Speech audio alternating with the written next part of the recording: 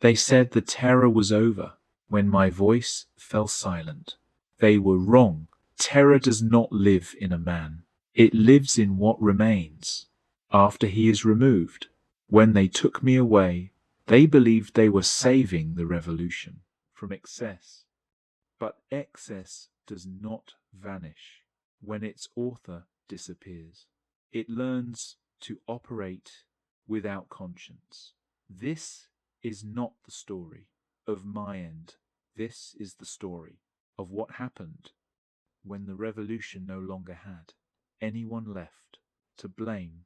Stay with me, because what follows is colder than belief, faster than fear, and far more honest about what power becomes. Once morality is no longer pretending to guide it, where are you listening from right now? And what hour has the world reached? Where you are? Then let us continue, because this is where the revolution begins, to eat its own children. They did not celebrate my removal. Celebration would have suggested relief or joy. What followed was quieter, a recalibration. The days after my arrest felt lighter to those still moving freely, not safer, lighter, as if a weight had been lifted, not from the nation, but from individual conscience. They spoke of moderation again, of balance, of healing.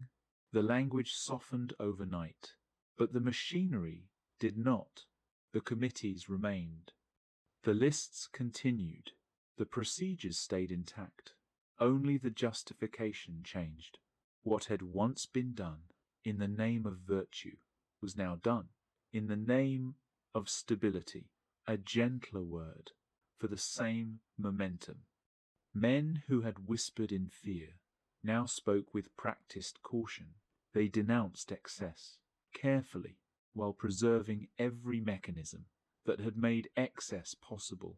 No one rushed to dismantle the blade because no one knew what would replace it.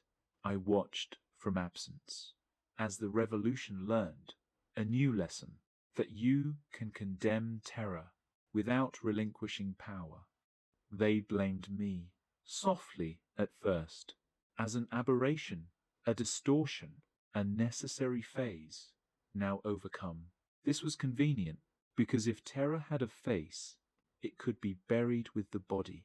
But terror had already become a method, and methods do not die with their inventors. The men who rose next were not visionaries. They were managers. They did not speak of purity. They spoke of survival. They did not ask, "What is right?" They asked, "What keeps us in control?" The people sensed the shift immediately. Fear did not disappear.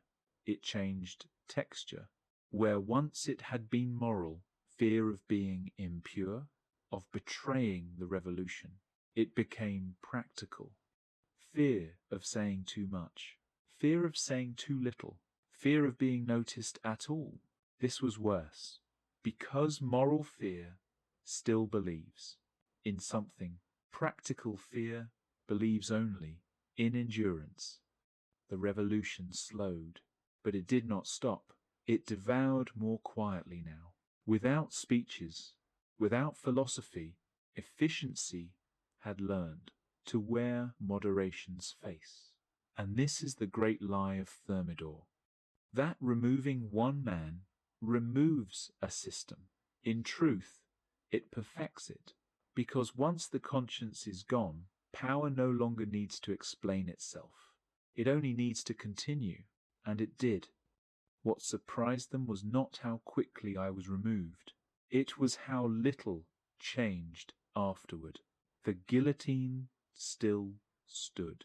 The committees still convened. The language still spoke of necessity. Only the tone shifted from moral urgency to administrative calm.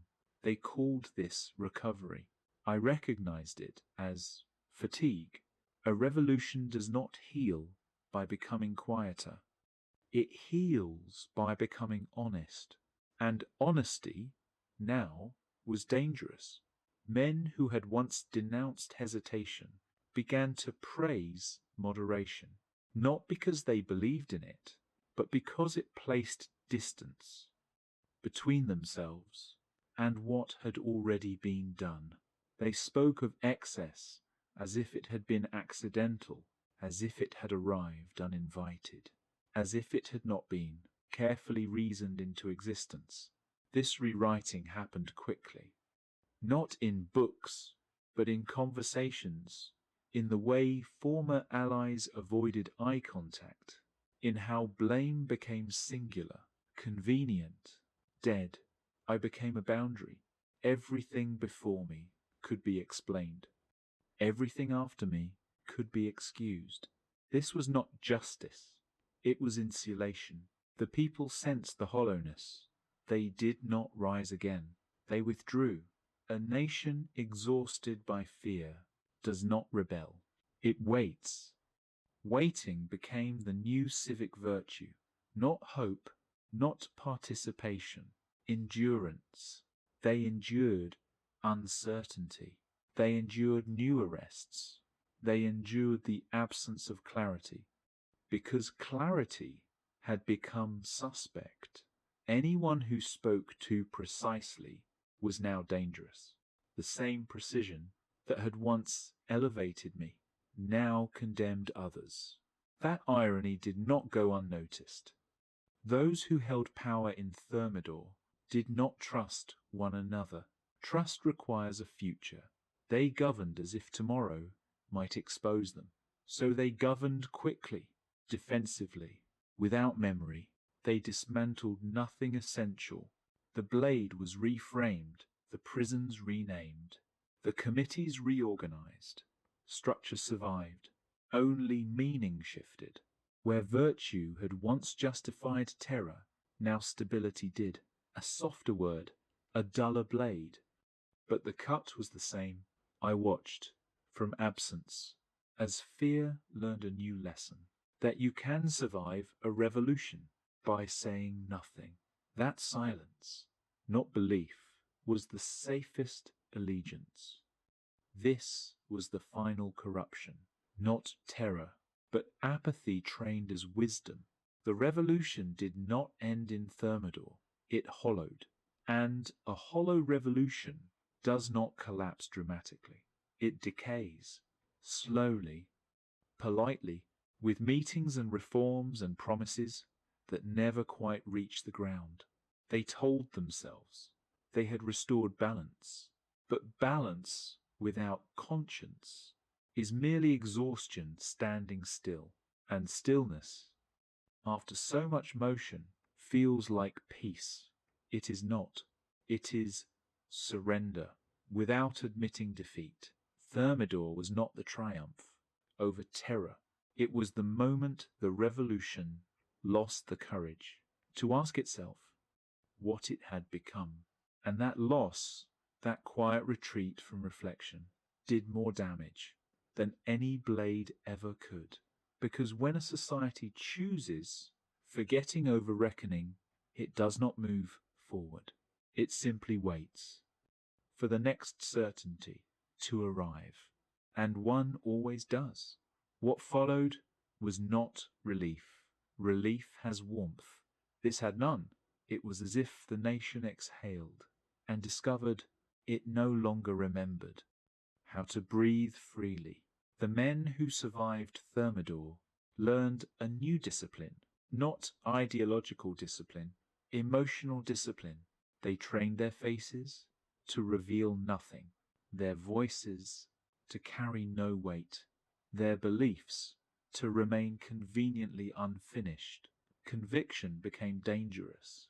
Those who spoke too clearly were watched. Those who spoke too vaguely were tolerated. Ambiguity became protection. In corridors, once loud with principle, conversations shortened into fragments. Sentences were left unfinished, not because they lacked courage, but because everyone understood how much silence was required to survive. Former allies avoided each other, as if memory itself were contagious. No one wanted to be reminded of what they had justified, of what they had applauded, of what they had endured. Without speaking, they spoke of moving on, but moving on is not the same as moving forward. The people felt this instinctively. Crowds no longer gathered to demand change. They gathered to observe. Observation replaced participation. A nation of witnesses is easy to govern. The execution slowed, but their shadow did not. Each absence was still noticed. Each disappearance quietly registered. The difference was this: no one asked why anymore. Why invites responsibility. Silence invites survival. Those in power mistook this silence for consent. It was not. It was fatigue. Fatigue is obedient. It follows rules. It avoids conflict, but it does not forgive. It remembers quietly. Thermidor taught the Republic a cruel lesson: that you can remove terror without restoring trust, that you can condemn excess without dismantling its instruments, that you can speak of moderation while living inside the architecture of fear. And architecture outlasts rhetoric. They called this phase normalization. I recognized it as numbness. A society numb to its own history does not heal. It waits for permission to feel again, and permission, when it comes from power, rarely arrives without cost. The revolution had lost its language, not words. Those remained plentiful. It lost meaning. Words no longer pointed forward. They circled. They reassured. They avoided. Liberty became a memory. Equality a reference. Fraternity a risk. No one trusted anyone enough to speak honestly. Trust, once broken publicly, does not rebuild quietly. It requires confession. And confession now was too dangerous. So Thermidor settled in, like a long winter, not frozen, not dead, just waiting. Waiting for ambition to return. Waiting for certainty to be reborn. Waiting for someone, anyone, to speak clearly again and take responsibility for direction. That is the paradox of fear. It silences voices until it begins to crave one. And when that voice finally appears, it is rarely gentle. Thermidor did not end the revolution. It prepared the ground for what comes next. A power without belief. A society without trust. A future hungry for order more than justice. And in that hunger, history begins, once again, to sharpen its teeth. Revolutions do not always end in fire. Sometimes they end in paperwork. After Thermidor, nothing felt urgent anymore, except staying in place. The city learned to move without believing in the direction. Offices reopened. Titles were reassigned. Committees changed their names. Continuity disguised itself as reform. People spoke of stability, the way one speaks of shelter after a storm. Grateful, but uncertain whether the walls would hold. No one trusted permanence. They trusted routine. Routine is easier than faith. It does not ask you to hope. It only asks you to comply. The revolution had once demanded devotion. Now it demanded endurance. Citizens learned the new rules quickly. Do not speak first. Do not remember too clearly. Do not ask where the missing went. Memory had become impolite. Those who remembered aloud were accused of reopening wounds, of threatening peace. Peace now meant silence. I watched the new leaders, men who had survived by learning when to disappear, step carefully into power. They did not believe in virtue. They did not believe in terror. They believed in balance. Balance between factions, between blame and forgetting, between order and plausible deniability. They governed as if history were a fragile object that might shatter if examined too closely. So they handled it with gloves, not to protect it, but to avoid fingerprints. The people sensed the hollowness immediately. A revolution that once spoke now murmured. Its language was managerial, its promises modest, its ambitions carefully limited to what could be controlled. No one spoke of a new world anymore. They spoke of preventing another collapse.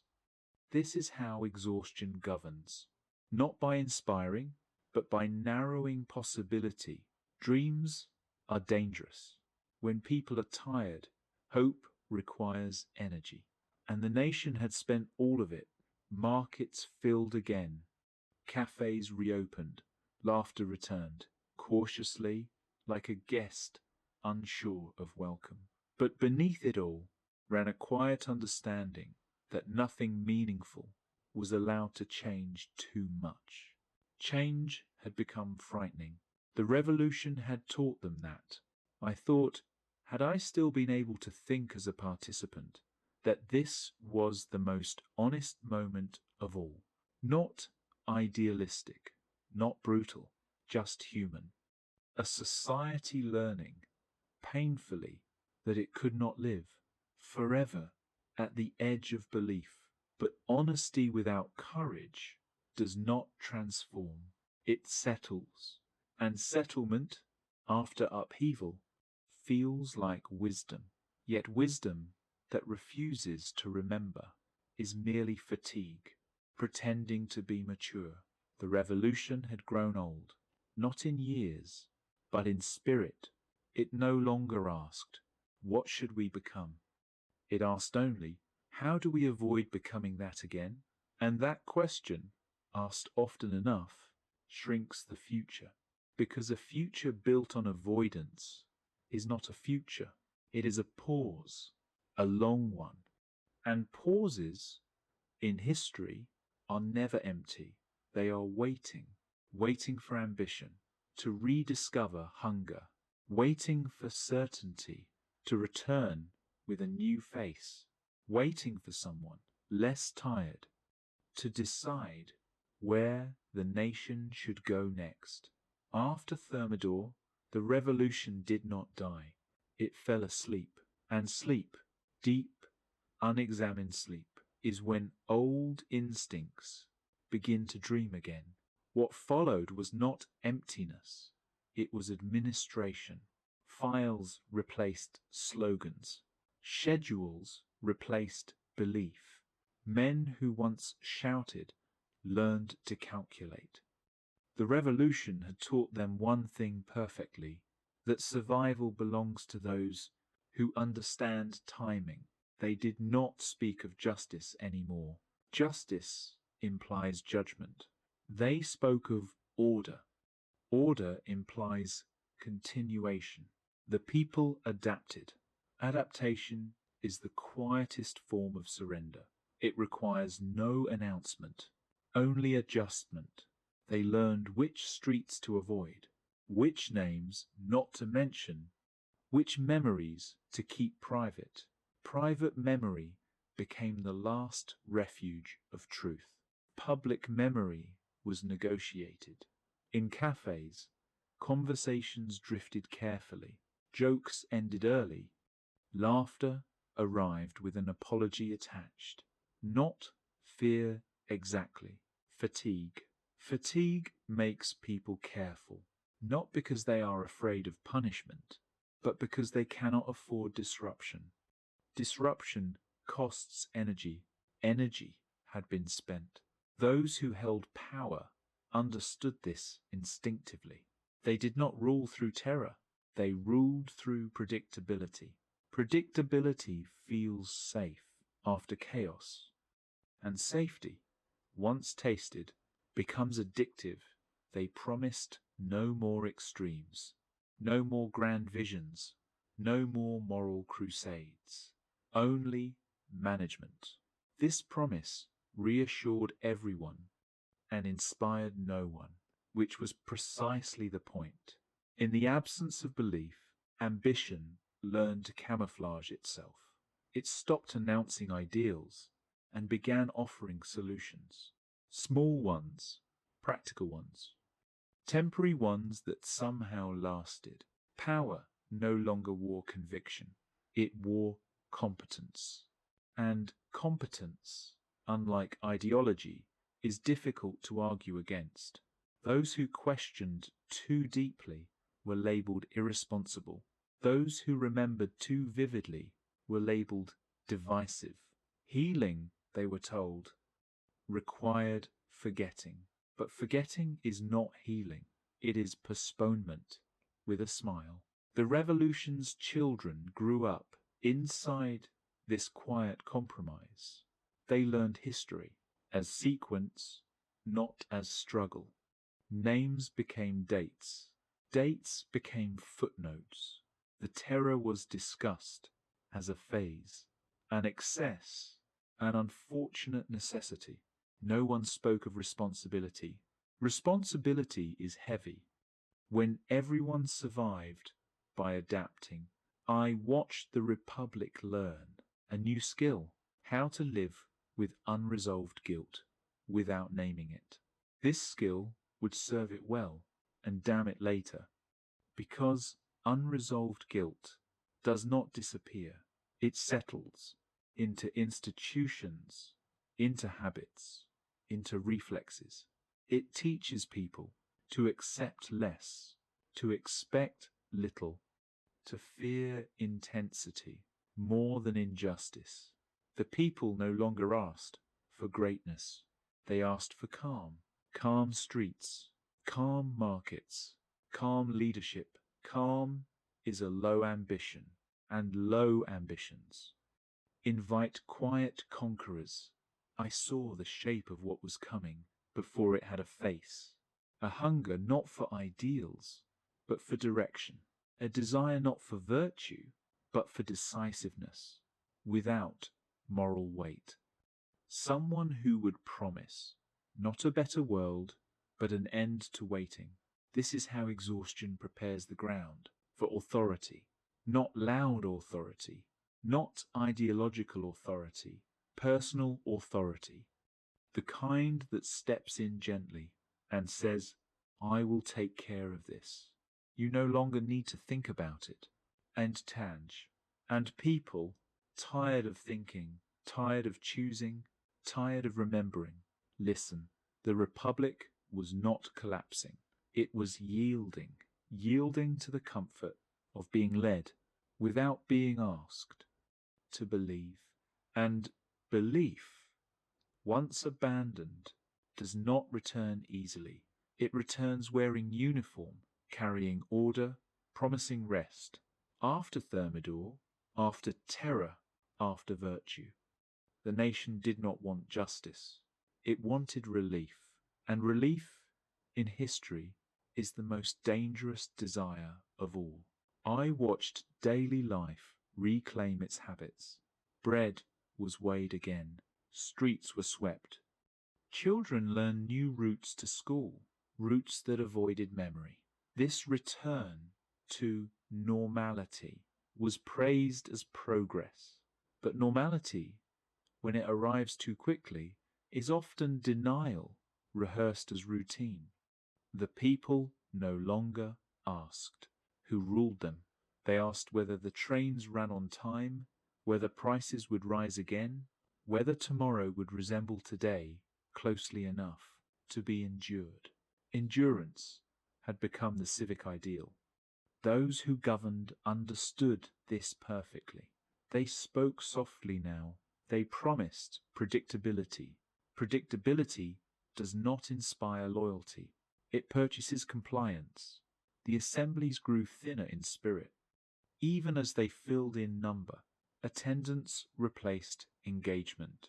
Votes replaced conviction. Men raised their hands without raising their voices. The Republic still existed on paper, on seals, on proclamations. But paper cannot remember what fear erases. A subtle inversion took place. Once, power had justified itself through virtue. Now, virtue justified itself through power. What mattered was not why a decision was made, but whether it worked. Efficiency became the last unquestioned value. Efficiency has no conscience. It only has metrics. If unrest decreased, the policy was praised. If dissent faded, the measure was deemed successful. No one asked where dissent had gone. They only noted that it was no longer visible. The survivors of the terror, those who had learned to bend without breaking, rose naturally to prominence. They were cautious men, flexible men, men without sharp edges. They distrusted vision because vision had demanded too much. They preferred management, and management, after catastrophe, feels merciful. I saw how the language of leadership changed. No more promises of transformation, only assurances of continuity. No more appeals to the future, only warnings about the past. Never again, they said, but they never finished the sentence. Never again what? Never again belief? Never again intensity? Never again moral courage? Ambiguity protected everyone, and in that protection, the Republic slowly forgot what it had once dared to want. The people adjusted their expectations downward and called it maturity. Hope was redefined as stability. Justice was redefined as absence of chaos. Freedom was redefined as not being afraid today. These are not lies. They are reductions, and reductions, over time, make room for something else. A hunger began to surface, not loud, not ideological. A quiet impatience with complexity, with debate, with hesitation, with shared responsibility. People wanted decisions made without being consulted. They wanted someone else to carry the weight of consequence. The Republic had taught them how exhausting participation could be, and exhaustion always seeks relief. I could feel history leaning forward again, not violently, but expectantly, waiting for a figure who would not speak of virtue, nor of terror, nor of revolution, someone who would speak of order without moral demands, someone who would promise not meaning but momentum. This is how fatigue invites authority, not as conquest, as convenience. The revolution had burned belief. Thermidor had buried guilt. What remained was readiness. Readiness to be told that complexity was over, that uncertainty was finished, that someone else would take responsibility for direction. And when a society reaches that point, it does not fall, it consents. Quietly. They did not call it consent. They called it relief. Relief that decisions were being made somewhere else. Relief that arguments no longer demanded attention. Relief that the future, whatever it might be, would arrive without requiring participation. Participation had become exhausting. Once, citizenship meant vigilance. Now it meant compliance with routines that asked very little and promised even less. The people learned the new rhythm quickly. They stopped expecting speeches to mean anything. They stopped believing that assemblies altered outcomes. They stopped imagining that their presence mattered. Absence became habitual. And habit, when shared by millions, reshapes history more effectively than any decree. Those in power noticed this change and adapted with care. They did not centralize authority openly. They simplified Layers were reduced, processes streamlined, delays eliminated. Each change was modest, each improvement reasonable. No single step appeared dangerous. That is how permanence is constructed. They spoke of efficiency as if it were neutral, as if it carried no values of its own. But efficiency always chooses. It chooses speed over deliberation, outcome over intention, control over consent. And once chosen often enough, it becomes invisible. I watched how loyalty transformed. It was no longer loyalty to ideas, nor to institutions, nor even to leaders. It became loyalty to stability itself. Anything that threatened calm, a question, a protest, a memory spoken too loudly, was treated as irresponsible. Irresponsibility replaced treason as the ultimate accusation. Treason is dramatic. It invites confrontation. Irresponsibility is quiet.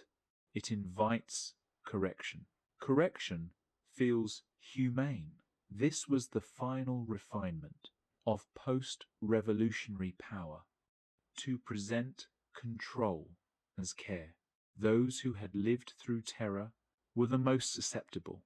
They had learned what chaos cost. They had buried friends. They had survived by silence. They would accept almost anything to avoid returning there, and so they accepted limits without being asked to love them. They accepted leaders without being asked to believe in them. They accepted a narrowing of possibility and called it wisdom. Children grew up inside this climate without knowing its origin. They learned history as cautionary tale, not as inheritance. They were taught what must never be repeated, but not what must be defended. Fear shaped education more than hope. And fear, when inherited, no longer feels like fear. It feels like common sense. I saw how easily this society could now be guided. Not pushed, guided. A suggestion here, a reassurance there, a firm hand placed gently on the shoulder of uncertainty. They no longer needed terror. They needed direction. The revolution had burned too brightly. Thermidor had cooled the ashes. Now the nation stood ready for something quieter, stronger, simpler. Not a philosophy, not a movement, a figure. Someone who would stand above debate and promise competence without ideology. Someone who would not ask them to believe, to judge, to remember, only to follow. This is how the age of exhaustion ends. Not with resistance, but with invitation. And when the invitation comes, wrapped in order, delivered as relief, it is rarely refused. Because after so much history, after so much blood and silence and waiting, people no longer ask, "Is this right?" They ask only one thing: will this finally let us rest? And history, patient as ever, leans in close at that moment, knowing that rest, when offered by power, is never free. The invitation did not arrive with ceremony. It arrived as reassurance, a promise that nothing dramatic would happen again. No more ruptures, no more moral storms, no more demands to choose sides. When all sides had already disappointed, the nation listened carefully, not with excitement, with relief. This was a different kind of listening, the listening of people who no longer wished to decide. They wanted direction without explanation, authority without ideology, power without sermons. And power, sensing this, adjusted its voice. It spoke less, moved faster, acted with a confidence that felt earned simply because no one was arguing anymore. The institutions welcomed this shift. Institutions, after upheaval, prefer clarity over legitimacy. Clear orders, clear hierarchies, clear lines of responsibility. Legitimacy is noisy. It invites questions. Clarity is quiet. It invites obedience. Men who had survived by caution now survived by alignment. They learned where authority was settling and positioned themselves nearby. Not too close, not too far. Proximity without visibility became the new art of survival. The people noticed the change without naming it. Life felt easier. Fewer debates, fewer disruptions, fewer reminders of guilt. Ease replaced engagement, and ease, once tasted, is difficult to surrender. I saw how quickly gratitude can become loyalty when exhaustion is deep enough. They were grateful not for justice, but for calm. Grateful not for freedom, but for predictability. Grateful not for participation, but for being spared from consequence. This gratitude did not feel shameful to them. It felt deserved. Had they not suffered enough? Had they not paid the price? Of belief, why should they be asked again? To care so deeply, and so they allowed decisions to move upward. Responsibility flowed away from the many, toward the few, who appeared capable of carrying it. This felt rational. The revolution had taught them what happens when everyone claims certainty. Now they preferred certainty, concentrated. I watched how language shifted again. Words like authority and command lost their sharpness. They were softened by context, wrapped in promises of efficiency, framed as temporary necessities. Everything was temporary now. Temporary measures that never expired. Temporary powers that never returned. Temporariness became permanence's disguise. No one protested loudly. Loudness belonged to another era. Instead, there were murmurs, quickly dismissed as nostalgia or fear of change or inability to move on. Moving on became a moral duty. To linger on principle was to risk reopening wounds. And so the Republic, tired of its own reflection, turned its gaze forward, not toward possibility, but toward relief. History, watching patiently, recognized the pattern. Exhaustion creates space. Space invites direction.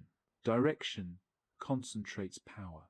And power, once concentrated, rarely explains itself. It only proves that it works. The nation was ready now for something it had not named, but already accepted. Not a return to kings, not a rebirth of terror, something cleaner, faster, more decisive. A hand on the wheel, not to inspire, to steer. And as the people adjusted to being steered, to moving without choosing, to resting inside decisions made elsewhere, the final transformation completed itself. The revolution, which had once demanded belief, now asked only for trust. And trust, when offered by the weary, is not a virtue. It is a surrender that feels like peace. This was not the end of the story. It was the moment. The future stopped asking permission. And once permission is no longer required, history does not shout. It proceeds quietly. The proceeding felt natural. That was the most unsettling part. Nothing was seized. Nothing was overturned. No grand declarations announced a new era. Power simply settled, like dust after a long collapse. People adjusted without noticing the adjustment. They spoke of efficiency, the way one speaks of good weather, as something to be appreciated, not questioned. Decisions arrived faster now, cleanly, without debate, and because those decisions worked, because markets stayed open, because borders felt firmer, because uncertainty appeared to retreat, gratitude replaced scrutiny. Gratitude is a powerful anesthetic. It dulls the instinct to ask who is deciding and why. The Republic still existed in name, in symbols, in ceremonies repeated out of habit, but its soul, the restless, argumentative, exhausting core that once demanded participation, had grown quiet, too quiet. People no longer imagined themselves as actors in history. They imagined themselves as passengers, and passengers, once seated, prefer not to know how the route was chosen. The new authority understood this instinctively. It did not demand allegiance. It accepted compliance. It did not promise ideals. It promised outcomes, roads, order, stability, things you can touch. Ideals require faith. Outcomes require only patience. The language of leadership became technical, administrative, unemotional. Emotion reminded people that they were still involved. Better to keep things procedural. Procedures feel neutral. They imply inevitability, and inevitability discourages resistance before it even forms. I watched how easily the memory of the revolution was reshaped, not erased, curated. Its chaos was emphasized, its ideals minimized, its violence simplified into cautionary narrative. Never again, they said, and meant never again participation. The lesson absorbed was not be careful with power, but do not let the many decide. This interpretation spread quietly, taught without announcement, learned without objection. Children repeated it, without knowing its origin. They learned that order was fragile, that stability was precious, that questioning too much invited disaster. They did not learn that questioning was what once made them citizens, and so the final inheritance of the revolution was not freedom, nor terror, nor virtue. It was caution, a nation trained to lower its voice, to trust direction, to accept clarity over complexity. This was not tyranny. Tyranny is loud. This was something far more durable, a society that no longer believed. It had the strength to govern itself, and in that belief, carefully cultivated, patiently reinforced, the future found its footing. No one announced that a new age had begun. No one needed to. The people were already walking in step, not because they were forced, but because stopping felt exhausting. History did not close the door. It simply moved on, without asking who wished to follow. And those who remained behind, still clinging to memory, still whispering questions, were not punished. They were ignored, which, in the long arc of power, is the most final fate of all. They learned to live inside the ignoring. Those who still remembered really remembered, did not gather anymore. Gathering suggests hope. They retreated into kitchens, into late walks, into thoughts carefully unshared. Memory became private property, and private property, when it holds truth, has no power. The new order did not persecute memory. That would have acknowledged it. Instead, it let memory starve. No monuments were torn down. They were simply not visited. No books were banned. They were simply not discussed. Silence finished what fear had begun. The state refined its presence until it felt almost invisible. Forms replaced commands. Schedules replaced decrees. Compliance became automatic. People stopped noticing when they adjusted themselves. That is how habit works.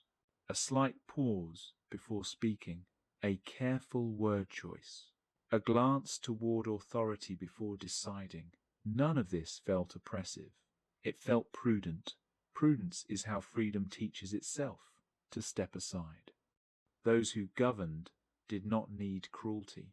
They had inherited something far more efficient, a population trained by history to avoid intensity.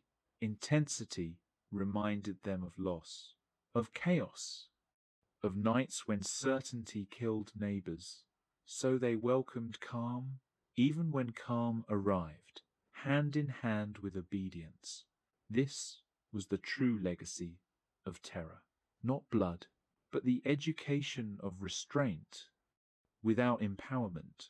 A people taught that excess is dangerous, but never taught how to demand justice without becoming excessive.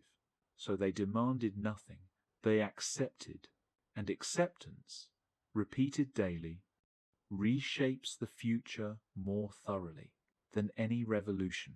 I saw how power settled into routine, the way water finds the lowest place.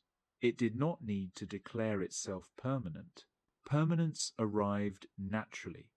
When no one asked when it would end, the machinery grew quieter, smoother, more confident. Confidence is seductive. It makes authority feel earned, even when it is inherited. Soon, people spoke of the revolution as something childish, an illness of passion, a fever now broken. They praised themselves for having grown wiser. But wisdom without courage is merely experience that has chosen safety over truth. The Republic still spoke of values, liberty, equality, order, but values spoken without risk are decorations. They do not move anyone. And so life continued, comfortably, predictably, carefully, until one day, not suddenly, not dramatically, someone noticed that decisions were no longer reversible. That authority no longer asked consent, only measured reaction. That leadership had become less a role and more a condition. By then, it was too late to ask when it had happened, because nothing had happened. That was the genius of it. History did not turn, it settled. And when history settles, it does not announce the loss. It lets people discover it slowly, in the narrowing of choices, in the quiet relief of being told what to do, in the absence of outrage. Where outrage once lived, this is how revolutions end. When they do not explode, they dissolve into something calmer, stronger, and harder to name. Not oppression, not freedom, but a disciplined forgetting that calls itself peace. And peace, when built on exhaustion, does not need belief. It needs only that no one be willing to wake it up. The danger did not come dressed as danger. It arrived disguised as competence. Someone began to speak, not often, not loudly, but decisively, not about ideals, about solutions, not about the past, about efficiency. This voice did not argue. It concluded, and people, long tired of conclusionless debates, listened with a gratitude they did not examine. The change was subtle. Authority no longer waited for consensus to form. It measured response after action. If resistance appeared, it was noted. If it did not, the action became precedent. Precedent is power's favorite ally. Once something has happened without consequence, it acquires legitimacy simply by having occurred. People told themselves this was different from before. No slogans, no purges, no moral crusades, just results. Results feel innocent. They feel earned. The new confidence spread through institutions like a shared exhale. Decisions aligned. Departments coordinated. Delays disappeared. The state felt capable again, and capability after chaos feels like virtue. I watched how quickly admiration followed.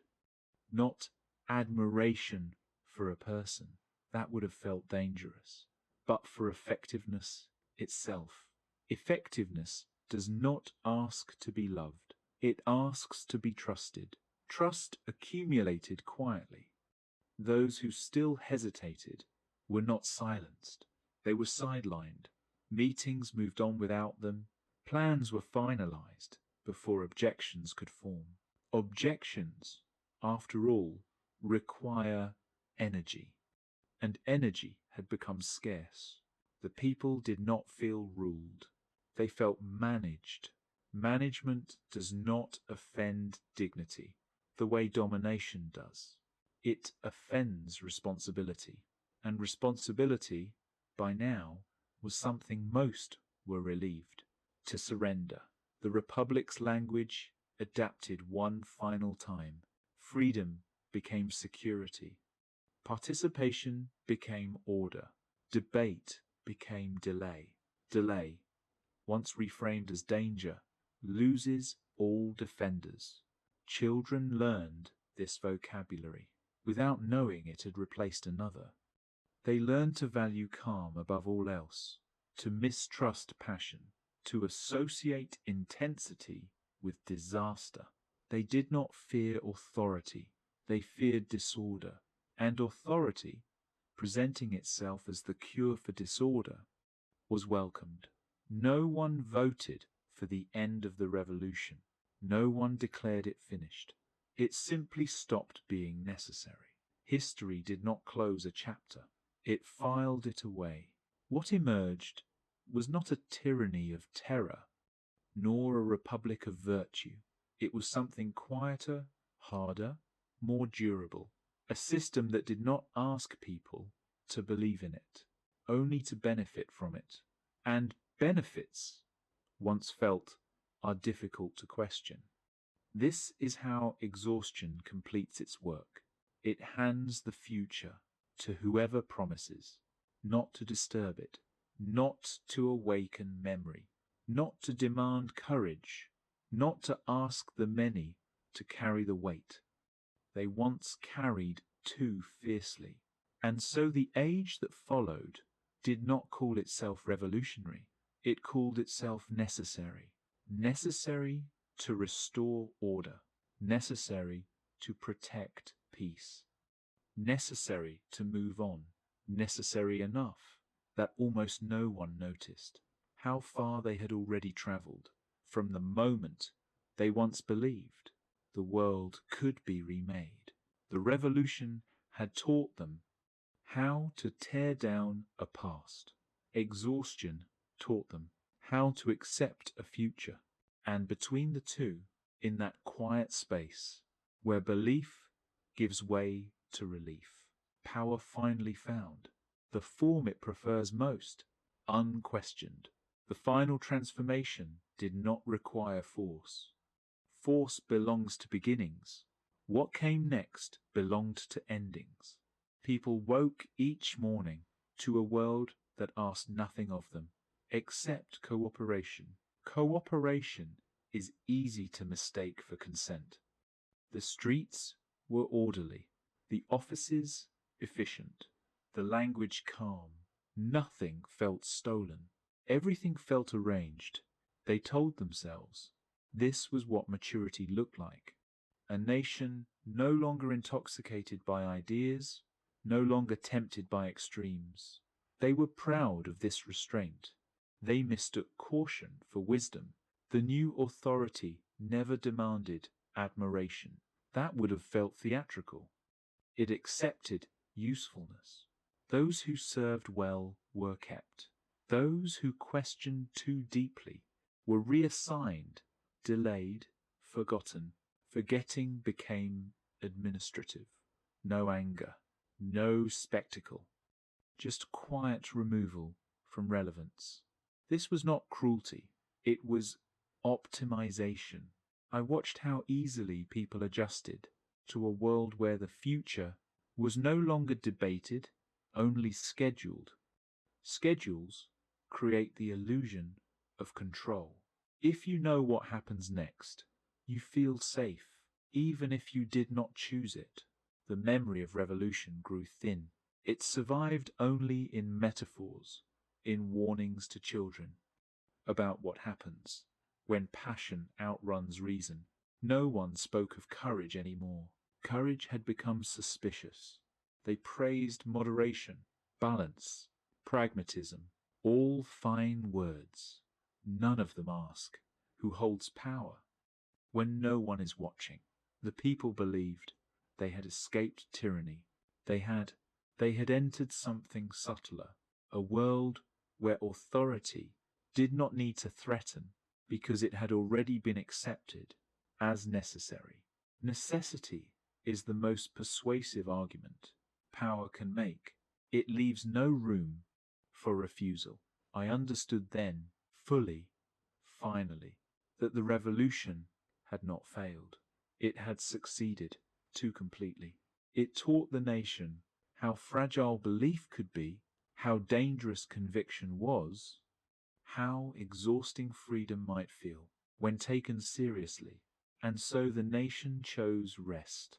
Rest from thinking, rest from choosing, rest from remembering. That rest was offered by hands that promised efficiency, not meaning, and meaning, after everything, felt optional. History moved on, quietly, confidently, not with banners, not with blood, but with timetables and assurances and a steady narrowing of what could still be imagined. This is where the story truly pauses, not in collapse, not in triumph, but in acceptance. Acceptance that the future would be shaped elsewhere by someone else in ways that no longer required belief. And that, more than terror, more than virtue, more than revolution itself, was the final lesson. That a society can lose its freedom, not when it is conquered, but when it is tired enough to stop asking who is deciding on its behalf. The world did not end. It simply became easier to live in and much harder to change. And ease, once chosen, rarely gives way without asking for a price, paid much later by those who no longer remember how it was chosen. At first, no one said it aloud. They felt it. A quiet impatience with committees, with procedures that took too long, with decisions diluted by caution. The calm had lasted long enough to reveal its flaw. It did not move. Stability, once achieved, began to feel heavy. People had accepted rest. Now they wanted direction, not discussion, not justification. Direction. They noticed it in small moments. When orders contradicted one another, when responsibility dissolved into departments, when no one could say clearly who had decided or why. Ambiguity, once protective, became irritating. The same people who had learned to distrust strong voices now found themselves annoyed by weak ones. They did not want passion back. They wanted clarity. And clarity, after exhaustion, no longer feels dangerous. It feels merciful. The language shifted again, not in speeches, in complaints. Someone should decide. Someone should take responsibility. This cannot go on like this. No one named who that someone should be. Naming would have felt premature, almost rude, but the space was being prepared. Institutions sensed it before the people did. They began to elevate figures, not for vision, but for decisiveness. Men who spoke briefly, who concluded quickly, who did not invite debate. Efficiency was no longer enough. Now it needed a face, not a charismatic one. Charisma reminded people of crowds. A competent face, calm, controlled, unemotional. Someone who did not argue with the past or promise the future. Someone who would simply handle things. The people watched these figures with a curiosity that felt unfamiliar, not admiration, relief. Relief that someone else might finally carry the burden they had grown tired of holding. They told themselves this was temporary, just until things were clearer, just until direction was restored. Temporariness once again did its work. In the cafes, conversations changed tone, less caution, more resignation. If it works, let it be. At least someone is deciding. We cannot live like this forever. Forever had become the threat. The Republic was still alive, but it was no longer loved. It was endured. And systems that are endured invite replacement, not through revolt, through relief. I watched the last resistance fade, not because people stopped caring, but because they stopped believing. Care changed anything. This is the final stage of exhaustion, when freedom is no longer feared, but dismissed as impractical. They had learned too well what belief could cost.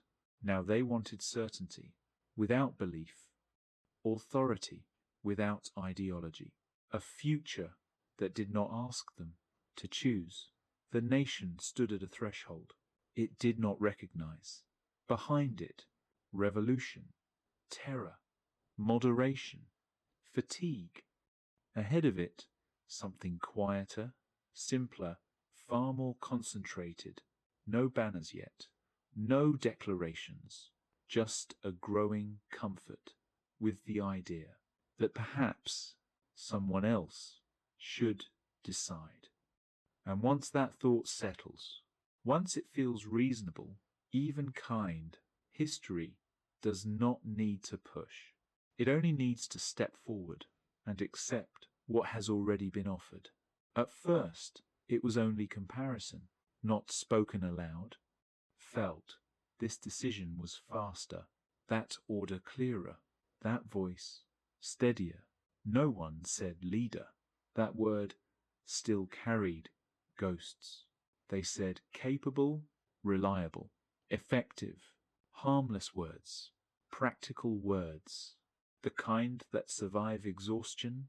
People noticed that some things, when handled by certain hands, simply stopped being discussed. They were resolved. Resolved without debate, without consultation, without apology. And nothing terrible happened. That was the most persuasive part. Markets did not panic. Streets did not fill. Life did not fracture. Instead, it smoothed. Smoothness is seductive. After years of friction, anything that moves quietly feels right. Institutions began to lean, not openly, not officially, toward that steadiness. Requests redirected. Briefings shortened. Consultations narrowed. Fewer voices. Faster outcomes. The people noticed the pattern only when it was already familiar. They began to speak of direction with a tone that surprised them, not hopeful, relieved. At least things are moving. At least someone knows. At least it's clear. Clear, clarity had once frightened them. Now it felt like mercy. No one asked where authority was concentrating. They asked whether it worked. And it did.